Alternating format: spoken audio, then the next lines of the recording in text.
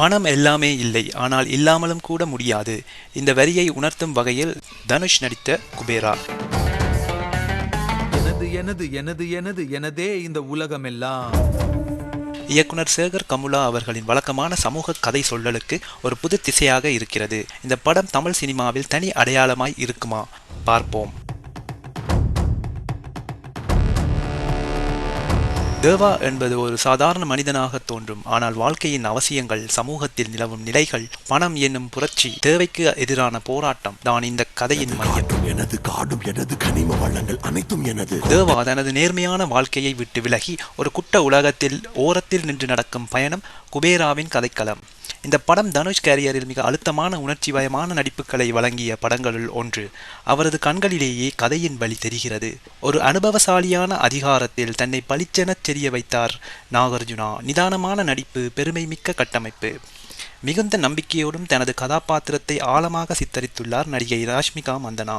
Gym sharp எதிரியாக இருப்பதற்கே தகுதியான முகபாவனைகள், பேச்சுக்கள், மிகச்சிறந்த ஆக்டிங். சேகர் கமுலா பொதுவாக சமூக பிரச்சனைகளை நெஞ்சிலே வைத்து கதை சொல்லுபவர். ஆனால் குபேராவில் அவர் கிரைம் டிராமா பாணியில் தனது கதை சொல்லல் பாணியை பரிசீலித்துள்ளார். திரைக்கதை சில இடங்களில் மெதுவாக இருந்தாலும் இரண்டாவது பாதியில் அது மாற்றத்தை ஏற்படுத்துகிறது. ஒவ்வொரு பாத்திரமும் தன் இடத்தை பெறுகிறது. நிகேத் பொம்பிரெட்டியின் ஒளிப்பதிவு இப்படத்தின் முக்கிய ஆதாரம். ஒவ்வொரு ஷாட்டும் கதையின் உணர்வுகளை செம்மையாக எடுத்திருக்கிறது. ரன் டைம் கொஞ்சம் நீளமாக இருந்தாலும் கிளைமேக்ஸ் வரை ஜிகிர்ப்பான உணர்வை ஏற்படுத்தி இருக்கிறது. தேவிஸ்ரீ பிரசாத்தின் பின்னணி இசை கதைக்கு ஒரு உயிர் ஊட்டுகிறது. சின்ன சின்ன அழுத்தமான காட்சிகளையும் இசை கொண்டு உயர்த்தியுள்ளார்.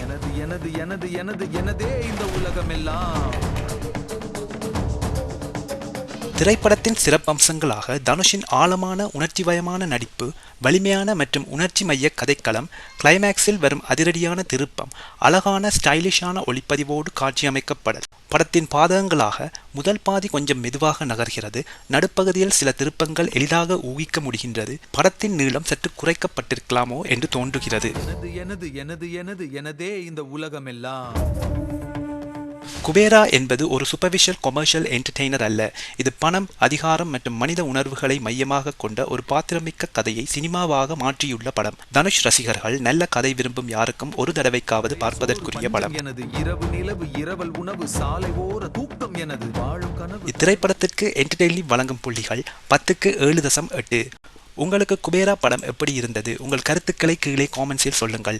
வீடியோ பிடித்திருந்தா ஒரு லைக் பண்ணுங்க, உங்கள் நண்பர்களோடு ஷேர் பண்ணுங்க, சப்ஸ்கிரைப் பண்ண மறக்காதீங்க. இது என்டர்டெய்ன்லி ஆஃபிஷியல். மீண்டும் இன்னும் ஒரு சுவாரஸ்யமான திரை விமர்சனத்தில் சந்திப்போம். நன்றி, வணக்கம். காலம் என் கூட வரும், காட்டு பலம் நெஞ்சில் வரும்.